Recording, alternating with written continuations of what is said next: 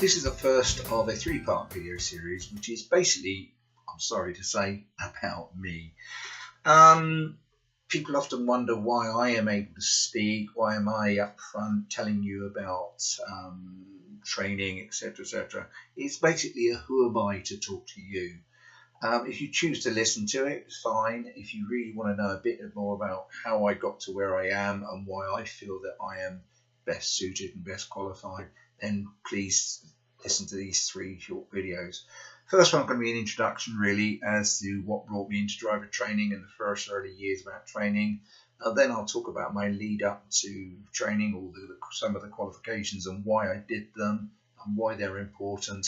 And the third one will basically be bring you up to date, basically to where I am now and how I am as a company really. Anyway, hopefully you enjoy it. Hopefully it's not too boring. Remember, you can always click skip, but that's fine. So my story really started off prior to 2000. I was a service engineer, brief spell in the Royal Navy, and then became in the motor trade, and then become a service engineer for electronic stuff. So it was actually automated door control units, etc. All my life I've been able to repair things, mend things. I could take things to bits, put them together, or somebody could even give me something in bits and I would put it together. I had great fault identification analysis skills really. Something which became very apparent when I became a driver trainer the very first time. So I was a service engineer.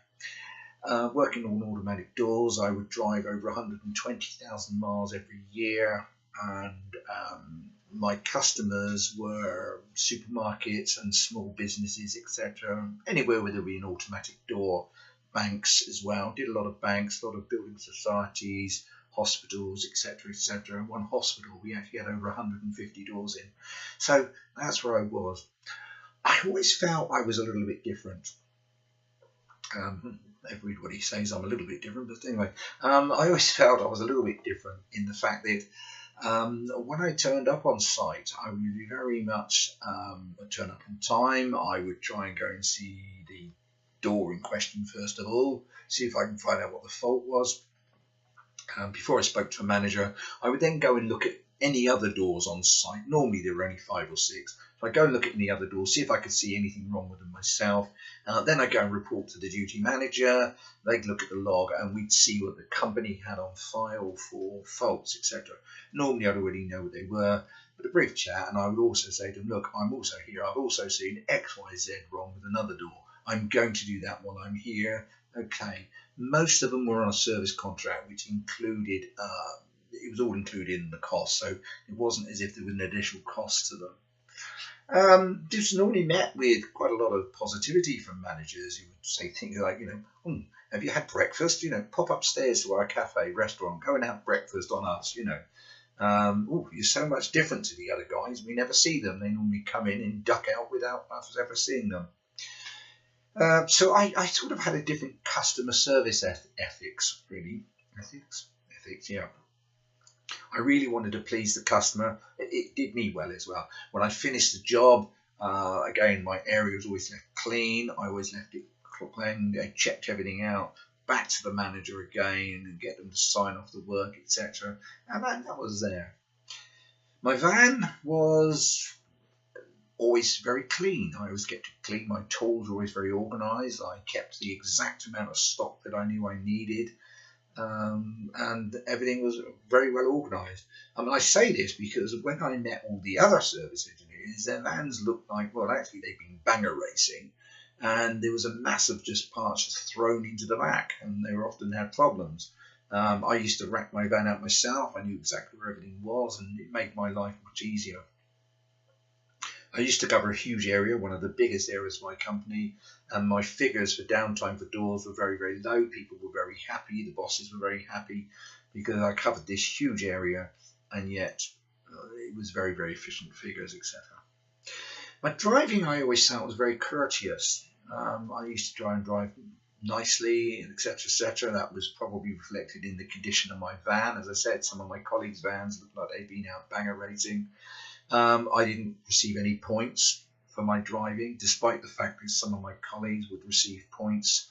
In fact, one of them was banned under the totting up procedure. Colleagues used to say things like, well, it's part and parcel of the trade. You can't do anything. You know, we drive so many miles. But I would disagree. However, unfortunately, in late 1999 or early 1999, redundancy came about, and I was told, you know, that the job was no more. Quite a big shock to the system. I did receive quite a reasonable payout, but that doesn't last very long when you're basically unemployed. Looking for jobs and really didn't know what to do, because living down in the West Country, there really seemed to be very little service engineers, very little to do, couldn't really find a job. I remember one company I applied for, they wanted a service engineer in the Southwest, who came back and said to me, we weren't really looking for anybody further southwest than Oxford. Well, Oxford, I mean, I know a lot of people tend to think that the country stops at Bristol and you fall off the end of the world then, or the next part on from Bristol is France. But Oxford probably taking the, there's a word there that I'm struggling to use. It's probably taking the mickey a little bit. So I couldn't get a job. I took advice, really, because one of my other ambitions, apart from the fact that I love driving, but one of my other ambitions was to do with computers. And I liked working with computers. I'd worked in computers from the onset. It was partly my background anyway. But I took some professional advice, and their advice was basically at my age, which was then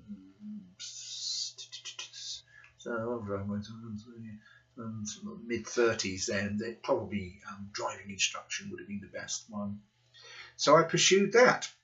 I eventually, after looking around, and chose my training school, basically because they did it on instalments for me. And I trained to become a driving instructor. Now that had its issues. Part 1 no problem, and the part 2 was no problem. My trainer was very good, and I passed my part 1 and my part 2 first time. Then I went on to the part 3, and I got big problems. I could not seem to understand what the guy was talking about. He would throw me in and he would role play a lesson, like moving off and stopping, and just say, right, teach me how to move off and stop. And I couldn't do it, and he was making faults all over the place, driving up pavements, up and down the roads, all over the place, and said, you're not controlling the lesson.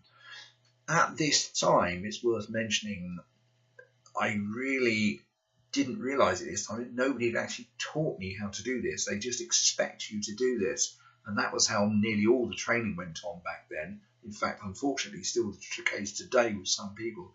But again, this is much more later in my career. You'll see where this plays in with its relevancy. I'd had 3 or 4 sessions with him then driving out of junctions, racing around streets, with me totally unable to control him. And all he seemed to say is my briefings were rubbish. I needed to really concentrate on my briefings, and I need to learn how to control the lesson. Next week, we're going to look at manoeuvres. So I suddenly thought, so I can't teach you how to move off and stop. I can't teach you how to do a junction. I can't teach you how to meet, cross, or do anticipation. Now I'm going to be not able to teach you how to do a manoeuvre. So I'm very despondent, and well, I was all set to give up. Very dejected, really thought this is not for me. I then thought, well, I'll go and take some further professional advice. I went to see a local school owner in Exeter, a lady who ran what was once one of the biggest driving schools in Exeter. I don't think they even exist at the moment. But anyway, she'd go there and she took me out. But again, she insisted that she had to take me out on part 2 again. And despite the fact that I passed that with just the one driver fault, she then slated my driving. Oh, no, not up to my standards, she said. Then she said, right, I'm going to assess your part 3, which she then sat me in the car with her son who had a test coming up, and told me, I want you to work on his mirrors and any other faults you see. And I was then to deliver a lesson, which at the end of it, she basically said, well, that was not very good. Unfortunately, David, I'm going to tell you something which you won't like, but I believe in being honest and truthful. And basically said, David, you will never make a driving instructor. She said, I'm sorry to have to say this to you, but you won't do this. She said, you have not got what it takes. Well, as you can imagine, dejected, feeling really awful, walked away, and I thought, well, I think that's what I know anyway. Really, I really can't do this.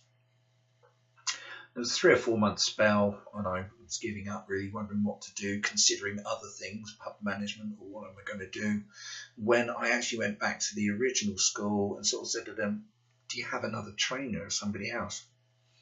And they introduced me to a guy, and I'm going to name him now because he really does deserve this, although he is retired. Some of you will remember a man called Dave Sweatman from Tiverton. Dave took me out on my first training session. First of all, he asked me questions. What had I done previously? What did I know about the industry? What did I know about teaching, which was not a lot. But he really worked about what did I do before. And basically he said, well, this is going to be easy for you because instead of repairing faults on electronics or cars, you're going to repair faults on people's driving. And you will have to analyse them, and then you'll have to remedy them, much similar to how you did before. And I thought, right, okay. So I went out using my previous skills and thought, oh, I can see a driver fault there. So he helped me with some guidance on how to analyse it and how to break it down. And then we offered solutions and remedy, etc., etc. And suffice to say that by the time I'd finished my training with this company, I then went and sat my Part 3 test, which I sat in Taunton, and I passed it first time with a 5.5. No training license, no prior experience. I went and passed it 5.5. To me, it was very, very simple because, of course, I was now doing something I'd done for the rest of my life, or I'd done for the whole of my life. I was repairing faults, identifying them, analysing them, and remedying them. And that was what the Part 3 was about, pretty much then. If you could identify, analyse, and remedy faults, you were there. It's probably today still very, very true as well. We might do them in slightly different methods, but essentially that's what it is. So 5.5, the birth of a driving instructor. I then went out, joined the AA, and became a driving instructor. That's it for this short thing. That's how I became a driving instructor. The next section will look on basically how my career then progressed over the next few years. Okay, thank you for listening, if you're still there, of course. Speak to you all later. Thank you. Bye-bye.